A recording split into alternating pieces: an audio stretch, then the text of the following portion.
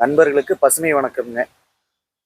இப்போ நம்ம ஒரு புது இயற்கை விவசாயி இந்த வருஷம் தான் புதுமையாக இயற்கை விவசாயம் செய்கிறாங்க. அவங்க பார்க்கறதுக்காக வந்திருக்கிறோம். இப்போ அவர் பேர் ஊர் இதையெல்லாம் சொல்லி அறிமுகப்படுத்திக்குவாங்க. அண்ணா வணக்கங்கண்ணா. வணக்கம். என் பேர் பாலகிருஷ்ணனுங்க. நாங்கள் வெங்கமேட்டில் வந்து விவசாயம் பண்ணிட்டு நெல் நட்டுருக்குறோம். சரிங்க. இத்தனை வருஷம் நெல் நட புதுசாக இந்த வருஷம் நெல் நடுறோம். சரி. இயற்கை முறையில் விவசாயம் பண்ணலாம்னு நினச்சி முடிவு பண்ணி இது மாதிரி பண்ணலான்னு பண்ணோம். அப்போ தான் இது மாதிரி அண்ணங்கிட்ட ஐடியா கேட்டு இந்த மாதிரி இந்த மருந்து ஒன்று கொடுத்தாரு. இது தெளிக்க சொன்னார். அதை ஸ்ப்ரே பண்ணோம்னா அது உள்ள இருக்கிற புழுவெல்லாம் அப்படியே செத்து இருக்கு. இலை சுட்டு மாதிரி விழுந்து உள்ள அந்த புழு இருக்கு. ஆனால் பட் செத்து போச்சு. இப்போ அந்த சுருட்டி இருந்து அந்த பச்சை எல்லாம் இப்போ அந்த புழு சாப்பிடலாம். அப்படியே தான் இருக்குங்க. அப்படியே தான் இருக்கு. அந்த புழு கூட அப்படியே இருக்கு. அதில் அந்த புழு கூட அப்படியே தான் இருக்குங்க. புழு அப்படியே தான் இருக்குங்க. புழு வேணா இருக்கு, ஆனா செத்து போச்சு. ஆனா திங்கல, பயிர் திங்கல, சாப்பிடல.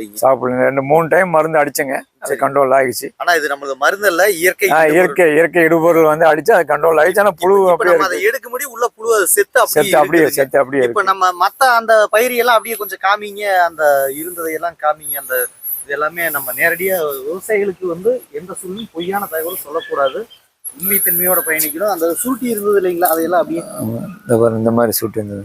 இந்த மாதிரி சுருட்டி இருந்தது. இப்ப அதெல்லாம் இல்லைங்க. இல்ல இப்ப இதுல வந்து அந்த இப்ப நீங்க அடிச்சதுக்கு அப்புறம் அந்த புது குருத்து பச்சையம் எந்த அளவுக்கு வந்திருக்குதுங்க? நல்லா இருக்கு பாருங்க. இந்த அளவுக்கு நல்லா தெளிவா இருக்கு பாருங்க. இதுல வந்து தின்னு இருக்கு. அந்த குருத்து தின்னு புது குருத்து நல்லா வந்திருக்கு. புது குருத்து எல்லாமே நல்லா வந்திருக்கு. இப்ப இதெல்லாம் அடியில இருந்தது அதெல்லாமே. ஆமா, இதெல்லாம் அடியில் இருந்ததுங்க. ஆனா கண்ட்ரோல் ஆயிடுச்சு. புழு வந்து தின்னுருக்கு. ஆனா புழு அது மாதிரி செத்து போச்சு. இப்போ இந்த நீங்க இங்க அடியில இருந்து பிச்சீங்க. இப்ப அதுக்கப்புறம் இந்த அந்த குருத்து இதெல்லாமே நல்லா இருக்கு. புது குருத்து இல்லைங்களா? நல்லா இருக்கு, தெளிவா இருக்கு. பச்சையத்தோட நல்ல தெளிவா வருது. நல்ல பச்சையத்தோட நல்ல தெளிவா வருது. ஆமாங்க.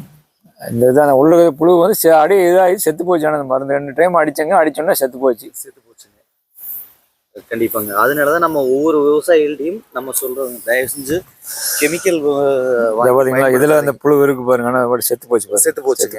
எல்லாத்தையும் இருக்கு. ஆனா பயிர் பச்சை அப்படியே இருக்கு பாருங்க. அந்த புழு இறந்துருச்சு பாருங்க. உயிர் இல்லைங்க. ஆனா பயிர் நல்லா பச்சையமா இருக்கு. முதல்ல சுருட்டுனது அதாங்க, அது உள்ள சுருட்டுனாக்கல அது இறந்துருக்கு. என்ன நம்ம தான் சொல்றோம்லங்க, அது வந்து இதை ஸ்ப்ரே பண்ணையில 48 மணி நேரத்திலேயே அந்த புழு இறந்துருச்சுங்க. புழு இறந்துருச்சு. ஆனா உள்ள அந்த இது மட்டும் அந்த சுட்டுது அப்படியே திங்கல, அப்படியே இருக்கு. அதாங்க, அது புழு இறந்ததுனாவே நமக்கு இப்போ ரிசல்ட் கிடைக்குதுன்னு தானே அர்த்தங்க. பச்சையம் வந்து அப்படியே திண்டுச்சு இல்லைங்க. இப்போ இதுக்கப்புறம் பயிர் பாத்தீங்கன்னா நல்லாவே தெரியும், நல்லா வித்தியாசம் மாற்றம் இருக்குதுன்னு விவசாயிகள் நேரடியா பார்த்து தெரிஞ்சுக்கலாம். வித்தியாசமே தெரியும். வித்தியாசமே நல்லா அந்த பச்சையம் வந்து நல்லா தெரியுங்க. ஆமாங்க. அந்த முதல்ல இருந்ததுக்கு இப்ப இருந்ததுக்கு வித்தியாசம் தெரியுது பாருங்க. இந்த இதுல பாருங்க, புழு இறந்துச்சு பாருங்க. இறந்துச்சு இருக்கு. அந்த பெருசா அந்த அளவுக்கு இல்ல, இது இறந்துருச்சுங்க, அவ்வளவுதான். அதோட தீனி திங்கல, திங்கிலிங்க. புழு இறந்துச்சு. எல்லா இதுலயுமே புழு இறந்துகிட்டு இருக்கு. அதனால நம்ம வந்து நல்லா சுதும்ப ஸ்ப்ரே பண்ணணும்.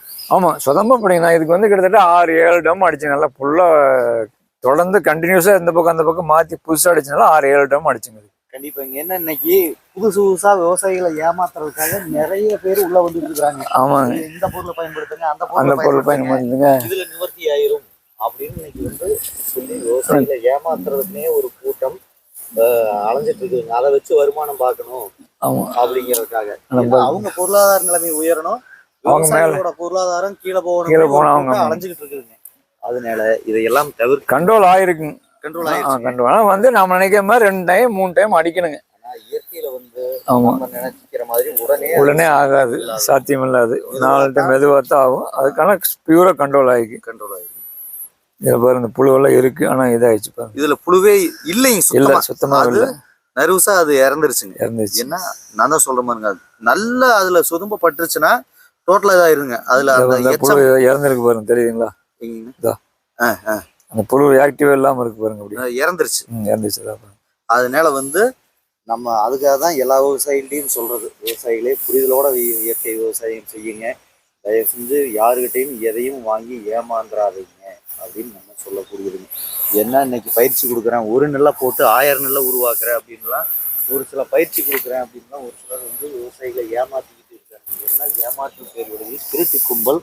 அதுக்காகவே ஒரு கூட்டம் சுத்திட்டு இருக்குது.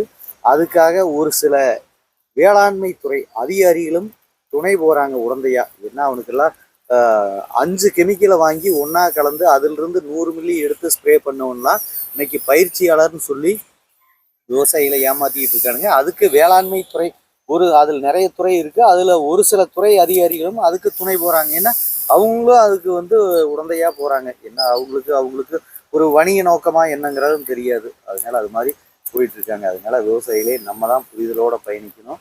அதனால நம்ம உற்பத்தி பண்ற பொருள் நஞ்சில்லாத உணவா இருக்கணும் அப்படிங்கிற ஒரே கொள்கையில் நம்ம பயணிக்கணும். அதுக்கு நம்ம வெளியிலிருந்து எந்த இடுபொருளும் வாங்கக்கூடாது. ஜீரோ பட்ஜெட்ல நம்ம இயற்கை விவசாயம் செய்யணும். அதுதான் நல் உணவாக இருக்கும். நம்ம சாப்பிடக்கூடிய உணவு நல் உணவாக இருந்தால் மட்டும்தான் நம்ம ஆரோக்கியமான வாழ்க்கையை வாழ முடியும்.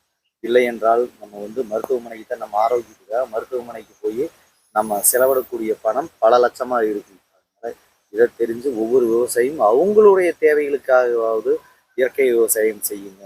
அதுக்கப்புறம் நீங்கள் வந்து முழுமையாக இயற்கை விவசாயியாக மாறுங்க அப்படின்னு நம்ம எல்லா பதிவுலையும் அதுதான் சொல்லிட்டு இருக்கிறோம். ஏன்னா நம்ம தாய்மண் நல்லா இருந்தால் மட்டும்தான் நம்ம நல்லா இருக்க முடியும். நம்ம நல்லா இருந்தால் மட்டும்தான் நம்ம குடும்பம் நல்லா இருக்க முடியும். அப்படிங்கிறத நம்ம தெளிவாக புரிஞ்சுக்கிட்டு நம்ம இயற்கை விவசாயத்தில் பயணிக்கணும். எல்லாத்துக்கும் நன்றி இல்லாத உணவு உற்பத்தி கொடுங்க. எல்லாரும் நலமோடும் வாழ்வுங்க. நன்றிங்க அண்ணா. வணக்கங்கண்ணா. வணக்கம்.